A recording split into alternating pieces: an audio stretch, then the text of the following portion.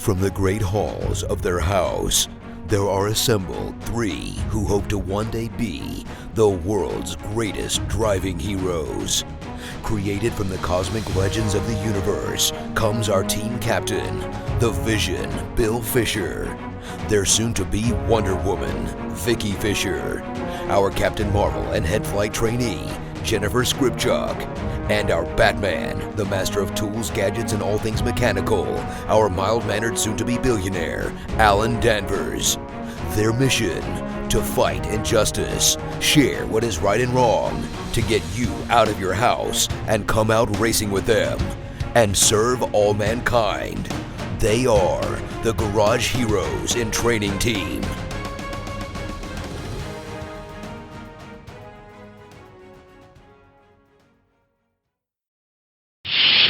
Captain's Log Supplemental.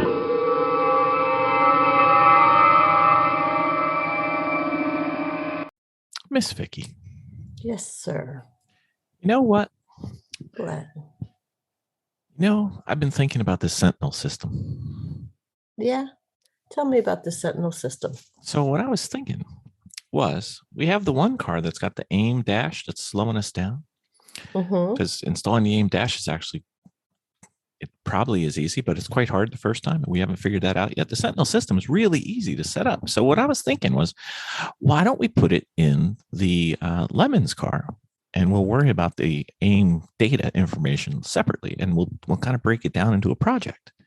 Because then we'd have the motorsports video system that we really, really want, and we'd be able to stream it. We just won't have the data inside, but we have the data outside, so we can combine them later. But I think that's a really good solution. So what does this Sentinel system do? Well, if it had the aim data, it would have all the data on the screen, and you could see all their telemetry and everything live. But we'd be able to not only record it for viewing after the race, but we could actually watch our car during the race. Ooh, like on the monitor and everything? On a monitor, if you were at home and I was at a track, or if you were at the track and I was at home, depends on who gets the short straw, but we'd be able to watch each other. It's something I've always wanted to do. And you know what? If you're driving, you know what you can do on the Sentinel system? What's that? You can communicate to me with your hands, and I can't do a thing about it. Even better. So, if you need to give a wave or a Jersey wave, whatever you need, we could save it and see it on the screen. And then you can have up to 3 different cameras, and it'll have picture in picture. You'll have the basic main shot out the front window, and then 2 cameras where you put them wherever you want. One could be on the driver, or one could be on the rear view. It's kind of cool. Then we can upload it onto YouTube. We could bore millions of people on YouTube. I love it. All right. Very well. You know what the only downside I see about this? What? Your mom and my mom are going to be panic stricken the entire weekend watching this thing to see if everything's going well. This is true. We probably shouldn't tell them. I like the idea of having a Sentinel. Mm-hmm. Well, luckily we have maybe 2. Depends on how things go. We're going to try. All right. That sounds like a plan. That's the project. We got to get that ready for the next race. Sounds great. All right. Very well. Thank you, ma'am.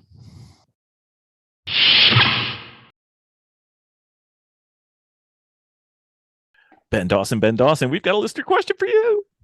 Oh, yes. What a wealth of questions we've been having. I'm so excited to hear this, and I'm so grateful that people listen, and I'm even more grateful that they ask us what we think about something. So what do you got? I believe that we are about to be asked a question, and one of them I don't know the answer to. I know what not to do, but I'm not sure I know the answer. So a listener writes in and goes, could you explain to me what a handbrake turn is and the proper use of a handbrake on track? Can you tell me this listener's name and bleep it out? I want to see if it's somebody we know. It is not someone you know. Are you sure? Somebody's pranking us.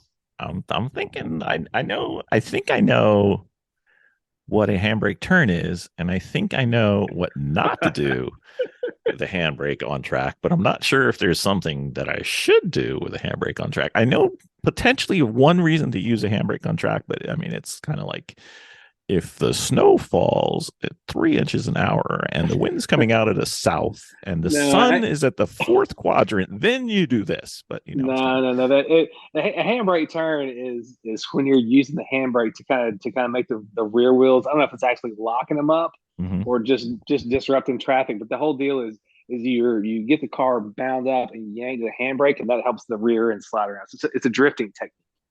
Oh, so it's just like normal parking, parallel parking. Right, exactly. So, but no, if you watch drifters and you see them, they got that long handle sticking up right by the steering wheel. That's not a shifter. They're working their rear brakes to get the car to slide the angle they want. So you'll see them yanking on that thing. That's what they're doing. They're doing handbrake turns and trying to maintain a lack of traction in the rear. So instead of trying to maintain traction in the rear, which we frequently are concerned with in our pursuits, they are excited about breaking traction in the rear any way they can, which often includes disrupting the rear traction with that handbrake. I don't know enough about whether or not they put special pads back there to have more bite or anything. I'm sure there's some weird drift setup stuff that you can do to make that even more facilitated than just your street handbrake setup. But that's what it is. And as far as I know, the kind of driving that we do on track, I don't think I would ever want to touch the handbrake in the middle of any of that. But half of our cars don't have handbrakes, so it's not an option.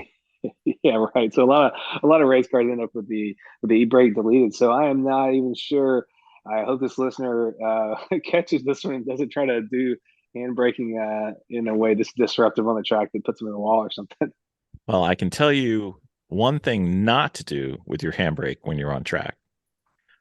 If for any reason your car is stopped after racing for a significant amount of time, the one thing you don't do with your handbrake is pull it, because that's right. You will weld your brake pads to your rotors, and it's not a glorious feeling. I've always heard people say that. Have you seen somebody actually do it?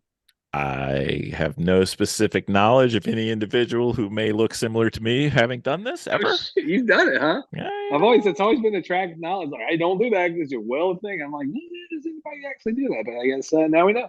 Yeah, that's not a great thing. So, it's not. So there's that. That is so. And that is something, like if you pull to a stop or you're in a red flag at a race, don't use e-brake, just kind of try. Track workers know that you're going to roll to a flat spot, so that if they see you not come to a stop immediately, and they see you hunting for a flat spot, that they know what you're doing. They're not going to be like, "Hey, this guy's rolling around on the track."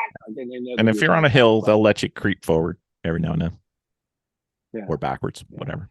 Yeah, but don't sit on your brakes or put the e-brake on because your parking brake on, because holding your brake pads onto a hot rotor, like Bill said, will damage or fuse them to the rotor. So if you have to come to a stop and you're sitting on a hill, like Bill said, kind of keep inching it around so you're moving the pad on the rotor at least. If you do have to sit there clamping on the pad. Yeah. The only thing I was saying, remember, I could invent a reason to have a handbrake use on turn is if I lose my brakes and it is in a strictly emergency situation and it's what I got, so I'm going to use it. But I don't know, to be fair, if I'm going to be smart enough or cognizant enough to think about that if I'm headed towards something that I don't want to hit at full throttle and I find out I've got no brakes. I'm pretty sure I'm not going to be that smart. Yeah, no, it would not occur to me in a useful way to do anything with the e-brake on track. Yeah. Plus the odds on controlling a car with in that model of assuming that I'm going full throttle and I'm going to hit the e-brake, I'm not sure the e-brake is going to do something that I want. You don't know. You've never hit the e-brake to go in that fast before, so why would you? It's not something I practice. That would be totally out of left field. That's why I thought maybe the question was a prank. If it's a genuine novice asking that question, I hope that we've answered it well and not been insulting. If it was somebody trying to get Bill into a funny answer situation, I applaud it. I think I have funny answers covered. Ready? Yeah. So I'm like, let's see, how old am I? I'm still in elementary school, whatever. I just learned how to ride my 10-speed bike. This was back when 10 speeds was a lot of speeds. That was a bunch of speeds when I was growing up. Yeah. 2 in the front and 5 in the rear. So I'm riding around with my friend and he's like, "Hey, I bet you can't go full speed and hit the brakes." And I'm like, "Not a problem. This is easy because I'm used to having coaster brakes. I mean, how hard can this be?" So I do it. And he's like, "Wow, that was pretty cool. What if you just do the front brake?" And I'm like, "What's the difference?" And whee! Bill does a Man. cartwheel. He got me good. Gotcha. Yeah, he did. Gotcha. Don't try that at home, friends. Not the best plan. No. It's probably what happens. The same thing if I'm doing 150 down the straightaway. First off, my car doesn't do 150, but whatever. Just go with the story. Yeah. If I pull the handbrake at 150 going down the straightaway, it's probably going to be about the same effect. Exactly. It's the royal 150, not the actual 150. Yeah. When you round to the nearest 150, it's 150. Yes, that's right. That's right. If it's either 50 or 150, and you're somewhere closer between, to 150. Closer. That's right. Sometimes not by a lot, but that's a different story. And there's also the allowance for the under to also bring it up. There's a whole deal. It's a whole. We've legislated it. It's not linear. We've been through it. Yeah. It's either 0 or right. 150. It's 150. That's right. That's right. So, we've been through arbitration on this many times already. It's settled. It's canon. We know this. So we stopped to get something to eat, and we were towing the car the other day, and it was an open trailer. So somebody's like, "Oh, what kind of car is that?" I'm like, "It's a Honda Civic." Why is it painted like a cookie? And that took like 5 minutes.